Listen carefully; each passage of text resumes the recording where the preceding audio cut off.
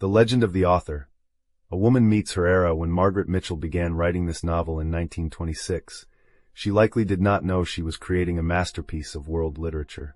Standing only 1.52 meters tall, this woman from Atlanta was born on November 8, 1900, just as the old order of the American South began to collapse. Her family was full of elders who told stories about the Civil War. Those memories of glory, destruction, and rebirth became part of her, much like the red soil of Georgia. Mitchell worked as a reporter, but a foot injury forced her to stay home and rest. During this time, she wrote a 1,600-page manuscript.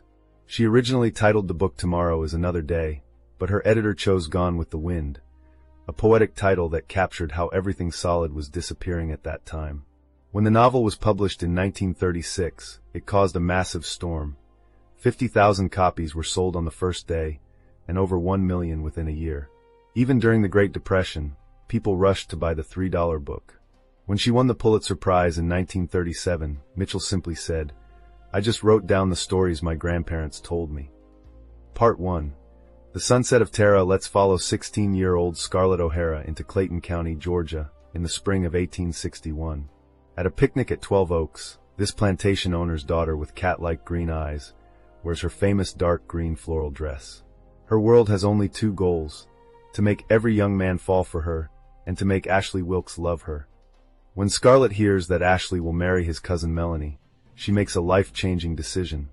She confesses her love to him in the library. This embarrassing scene is witnessed by Rhett Butler, who is lying on a sofa. This meeting plants the seeds of their love and hate for the next decade. That afternoon, news of the war arrives, and the men excitedly go to battle.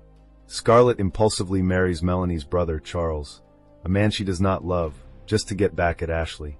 2 months later, he dies, leaving her a young widow. Part 2. The Trial by Fire in Atlanta. Scarlett moves to Atlanta to live with Melanie. During the siege of 1864, Melanie is about to give birth while the city is being evacuated. Scarlett delivers the baby alone.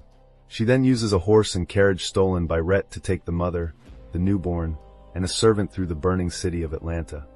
The most shocking scene occurs when they return to Tara. Her mother is dead, her father has lost his mind, her sisters are sick, and most slaves have fled. The North's army has stolen all their food. Facing the ruins, Scarlett digs a radish out of the red soil and swears, "As God is my witness, I'm never going to be hungry again." The girl who only cared about parties is gone. She works in the fields herself, shoots a thief, and even steals her sister's fiancé, Frank Kennedy, to pay a $300 tax. When she becomes successful running a lumber mill, Red appears again and says with a smile, "We are both rebels, my dear." Part 3. The cycle of love and destruction. After Frank dies trying to protect Scarlett's honor, she marries Rhett. Their marriage is full of conflict. Rhett loves her deeply, but he knows she is still chasing the shadow of Ashley. When their daughter, Bonnie, dies in a horse accident, their marriage ends. When Melanie is dying, Scarlett finally realizes the truth. Ashley, whom she admired for years, is just a weak gentleman living in the past. The person who truly supported her like a rock was the ordinary Melanie. She also realizes she truly loves Rhett. The novel ends with one of the most famous scenes in literature. Rhett finally gives up and says, "Frankly, my dear, I don't give a damn," before walking into the fog. After crying, Scarlett remembers her father's words, "Land is the only thing in the world worth working for." She decides to go back to Tara and thinks, "I'll think of it all tomorrow. After all, tomorrow is another day." Why does Gone with the Wind last? Scarlett O'Hara completely changed the image of women in literature. She is selfish and manipulative, but also brave and full of life. Mitchell did not create a perfect hero, but a real person. As one critic said, Scarlett is the first truly modern female protagonist in American literature. Rhett Butler also broke the mold of the romantic hero. Though called a traitor to Southern gentlemen, he has a clear moral code. His deep and painful love for Scarlett makes him one of the most charming men in literature. The novel tells two stories at once: Scarlett's personal growth and the collapse of Southern society. Through Scarlett, we see a civilization crushed by war and a new era born from the ruins. The book has sold over 30 million copies and been translated into 37 languages. During World War II, it was even given to soldiers for comfort. The 1939 movie version made the characters legendary.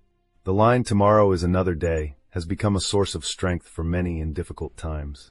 Ultimately, Gone with the Wind explores themes that touch everyone: survival in times of change, the conflict between love and reality, and the struggle between tradition and the modern world. Scarlett digging for a radish in the red soil remains a symbol of the human will to survive. Dear listeners, as we finish, you may think of your own life, times when you lost what you loved or realized the truth too late. In those moments, remember Scarlett. She stands on the red soil of Terra, hurt but holding her head high, ready for the sun to rise tomorrow. As Mitchell shows us, what can blow away is not life itself. What we grab onto as it blows away is the proof that we exist.